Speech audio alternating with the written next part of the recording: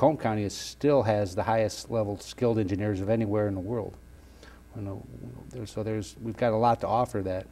But having people come to this free seminar, at least the first one, and talk about, you know, the new economy, and it may create some ideas and some entrepreneurs' heads saying, well, you know, maybe I could do this or do that, and try to get some creative thinking going, and then maybe if something takes hold, and if there's something of interest to them, they could probably go on those other classes then. Is that right? Definitely. All of the classes are free and available to anybody who's interested, and really the purpose is to get everybody in the state looking forward and, you know, feeling positive about our future. So the second phase of the project is to develop strategic growth plans. And first, the partners who are leading this initiative will do that regionally and then come together to develop a statewide plan. And hopefully this will all be done by the end of the year.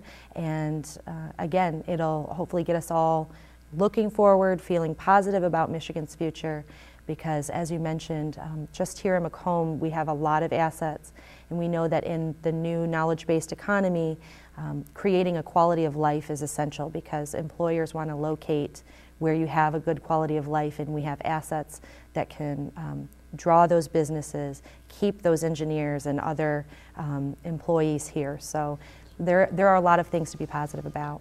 Absolutely. We need to find ways to attract businesses in our area and keep the ones that are here, as well as have jobs for our children. I mean, you know, my children are seniors at Romeo right now. They're going through, and they're going to be going to college, and you know, hopefully that they can, you know, find something that can keep them here in the state. But at the same time, I've told them, well, listen, you know, you may have to leave, go out of state if things don't turn around here in the state quickly. And I guess that's why I stay involved in county government here locally, is to try to do what I can locally to try to help create a development that allows businesses to thrive. And fortunately, we're going to have new leadership in the state here in the next couple of years, and hopefully that'll lead us in a new direction to be more positive, because we can do, you know, certain things at the local level, but we need all levels of government working in the same direction, to be creative and not talk a lot, but actually, you know, get a plan in place and start working the plan. Because we've had more discussion about what we were going to do than actually doing it. So I'm looking forward to, you know, getting a plan together and moving it forward. And so we are doing that at the county, but what other initiatives is MSU working on that might be able to support that or would follow along with that prosperity initiative? Well, you mentioned your children, and of course we have the 4-H program, which is by far our largest program. Last year, I think we serviced over 12,000 youth in 4-H clubs, and we provide experiences that promote leadership and teamwork. So really, it's essential now that we help our youth learn those skills, because they will be leading us in the future and dealing with challenges that are unprecedented. So it's a great program. We have very positive feedback from all of the kids that are involved, and we do hope that they'll stay here and be the next leaders for the state. Well, it's been a very strong program, and just like many others, like the Kiwanis Club and the Key Clubs in the schools, and all, they're helping teach our young people leadership and challenges. And this is a new economy. It wasn't, you know, like it was back in the, you know, even 20 years ago or 15 years ago, where you just sail right through school. They got to realize it's a big picture economy out there, and you're competing with people from around the world, and you need to have skills. And to be honest with you, even a bachelor's degree isn't going to be enough anymore. You're going to need a master's degree to specialize in an area, and you know, so you can have hopefully as prosperous a life as you were raised as. And in this economy, it's going to be challenging, but we're sowing the seeds of turnaround here in the county. Like I said, one business at a time, by focusing on small businesses and initiatives to help support, whether it's agriculture or manufacturing jobs here in the county. And we're going to continue to do that. Is there anything else that's anything that you want to say about MSU?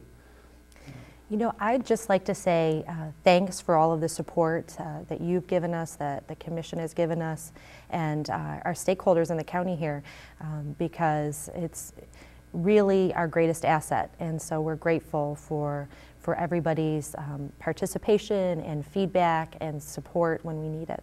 Well, it's good to know that MSUE is there, because there's so much. If you go on their website, and we'll have the websites up here after the show, but I mean, there's so many resources available, free resources available to people, that, you know, the MacombCounty.gov is a wealth of information about all the county departments and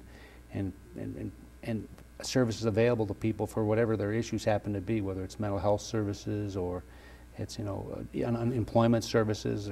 There's a lot of tools. And employment services, do you have anything with employment services that MSU does? Not sure. No, we try to promote different groups that are doing that in the community, like at the community college.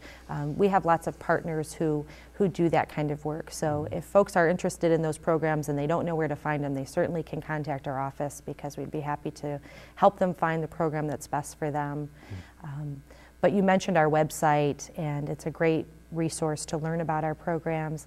And we are dedicated to improving people's lives by providing educational programs. So we just hope that everybody takes advantage Sure. of what we have to offer. Is there any internships or programs available? Unpaid internships that would be available to help you? The county has internship programs available from time to time to support our staff, especially through the summer months. Do you have a similar program? Our food and nutrition program, which I should have mentioned earlier, that program is really designed to help people learn how to eat well on any budget. And we often have folks who are studying to be nutritionists come and intern through that program. And that's a partnership with Wayne State University. But at times like this, we could use all the help that we can get. And so Sure. if there are students who are interested in internships, we would welcome those calls as well. Yeah. My wife would like to have me enroll in one of those healthy eating classes. She's been telling me for years, but I just don't seem to listen to her. But she's definitely understands your good nutrition much better than I do. And she practices what she preaches, but I don't necessarily do that. So, listen, thanks a lot for your time today. I appreciate it. Nice to meet you and get to know you a little bit better. Looking forward to working with you in your new role at the county and the partnerships we've created. And looking forward to good things. We're going to lead to higher ground through this budget crisis we're in at the moment. And this is one example of how this budget crisis has led us to create a program that's even going to be better than it was before. And I'm looking forward to it. Thank you. So that's all for this edition of County Line. This is County Commissioner Don Brown, and until next time, take care. See you.